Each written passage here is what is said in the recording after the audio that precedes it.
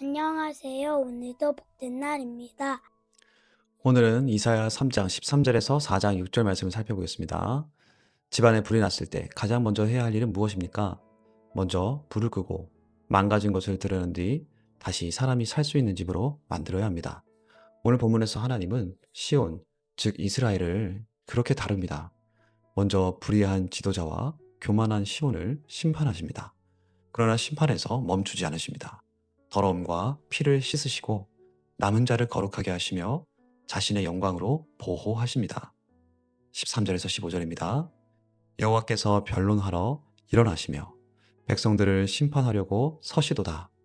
여호와께서 자기 백성의 장로들과 고관들을 심문하러 오시리니 포도원을 삼킨 자는 너희이며 가난한 자에게서 탈취한 물건이 너희의 집에 있도다. 어찌하여 너희가 내 백성을 짓밟으며 가난한 자의 얼굴에 맷돌질하느냐? 주 만군의 여호와 내가 말하였느니라 하시도다. 본문은 법정 장면으로 시작합니다. 하나님께서 일어나시고 장로들과 고관들을 신문하십니다. 이들은 백성을 보호하고 돌보라고 세워졌고 포도원을 가꾸고 지켜야 할 사람들이었습니다. 그런데 포도원을 돌보지 않고 삼켰습니다. 가난한 사람에게서 빼앗은 물건을 자기 집에 쌓았습니다. 그 일을 가난한 사람의 얼굴을 맷돌질했다고 표현합니다. 맷돌은 곡식을 갈아 가루로 만드는 도구입니다. 얼굴을 맷돌질한다는 것은 한 인간의 존엄과 정체성을 완전히 무시한 것입니다. 우리도 무력을 쓰지 않고 사람의 얼굴을 짓밟을 수 있습니다. 정당한 대가를 주지 않으므로, 약자의 말을 무시함으로, 피해자의 목소리를 침묵시킴으로 그렇게 할 수 있습니다. 하지만 하나님께서 주신 권한은 사람을 소유하라고 주신 것이 아니라 섬기라고 주신 것입니다. 세상의 권력은 아랫사람에게 짐을 지우지만 하나님 나라의 권력은 위에 있는 사람이 아랫사람의 짐을 집니다. 예수님께서 이 땅에서 그렇게 하셨습니다. 이어지는 본문의 초점은 상징적으로 시온의 딸들을 묘사하며 이스라엘의 타락을 말씀하십니다. 16절에서 24절입니다. 여호와께서 또 말씀하시되 시온의 딸들이 교만하여 느린 목, 정을 통하는 눈으로 다니며 아기작거려 걸으며 발로는 쟁쟁한 소리를 낸다 하시도다. 그러므로 주께서 시온의 딸들의 정수리에 딱지가 생기게 하시며 여호와께서 그들의 하체가 드러나게 하시리라.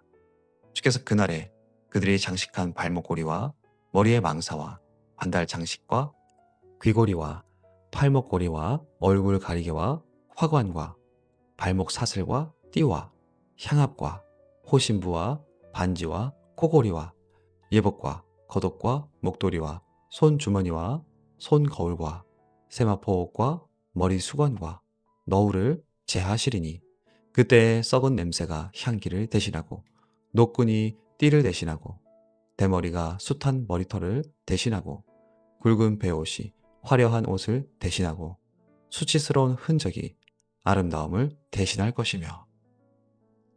앞에서는 지도자들의 집에 가난한 자에게서 빼앗은 물건이 있다고 했습니다. 이제 그 부가 화려한 장신구와 옷으로 나타납니다. 한쪽에서는 가난한 사람의 얼굴이 갈리고 있는데 다른 한쪽에서는 사치와 과시가 빛나고 있습니다. 하나님은 그 화려함을 벗기십니다. 향기 대신 썩은 냄새가 나고 화려한 옷 대신 굵은 배를 입게 됩니다. 왜냐하면 거짓된 아름다움이 무너지지 않으면 참된 아름다움을 알 수 없기 때문입니다. 세상은 얼마나 많은 시선을 끄는가로 아름다움을 판단하지만 하나님은 얼마나 사랑으로 자신을 내어주는가를 통해 참된 아름다움을 보여주심을 말씀하시는 것입니다. 이제 시온의 화려함이 벗겨진 뒤 공동체 전체에 황폐함이 찾아옵니다. 25절에서 4장 1절까지 말씀입니다. 너희의 장정은 칼에, 너희의 용사는 전란에 망할 것이며 그 성문은 슬퍼하며 곡할 것이요 시온은 황폐하여 땅에 앉으리라.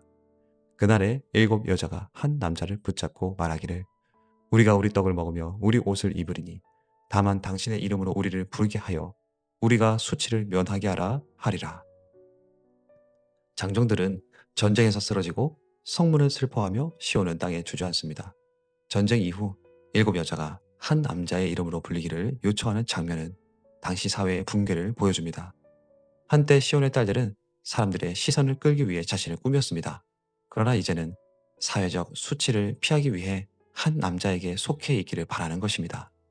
사람의 시선으로 자신을 세우려 했던 자가 다시 사람의 이름에서 구원을 찾습니다. 이것이 인간의 비극입니다. 하나님을 떠나면 사람은 끊임없이 다른 이름을 붙잡습니다. 가문의 이름, 직장, 학교, 배우자의 능력, 잘 나가는 사람, 교회의 이름을 붙듭니다. 그러나 인간의 이름은 인간의 더러움을 완전히 씻지 못합니다. 인간의 이름이 아니라 그리스도의 이름이 우리를 구원합니다. 복음은 우리에게 새로운 이름을 줍니다. 하나님의 자녀, 그리스도 안에서 의롭다함을 받은 자, 거룩한 백성입니다. 사람들은 여러 가지 모양으로 이름을 붙일 수 있습니다. 그러나 우리는 그리스도의 이름 안에서 수치가 씻기는 사람입니다. 이어서 모든 것이 끝난 것처럼 보이는 폐허에서 새로운 생명이 시작됩니다. 2절에서 4절입니다.